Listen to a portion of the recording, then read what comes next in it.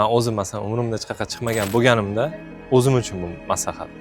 Kimdir uchun emas, o'zim uchun. Men qo'shni davlatlardan boshladim. Qirg'iziston, Qozog'iston, Tojikiston, iloji bo'lsa shu Afg'oniston, Turkmaniston, Ozarbayjonlardan boshladim. Osonroq. Nega? Chiqish oson va sekin-sekin anoningiz bazangiz shakllanadi. Va qo'shni davlatlarni bilganingizdan keyin masalan ancha ko'p narsani ko'rsa bo'ladi, o'rgansa bo'ladi. O'shaning o'zidan ham. Shuning uchun men masalan o'zim sayohat qilish boshlaganimda o'sha mana shu yon atrofdagi davlatlardan boshlab o'rganib, keyin masalan ketma-ketlik bilan boshqa bir xorijiy davlatga chiqib kelgan bo'lardim. Bu nimaga desangiz agar, o'sha sekin-sekin ko'rasiz, bizga o'xshash davlatlar ko'pi. Ingliz tilida culture shock deydi-yu. O'sha culture shock degan narsa bo'lmaydi.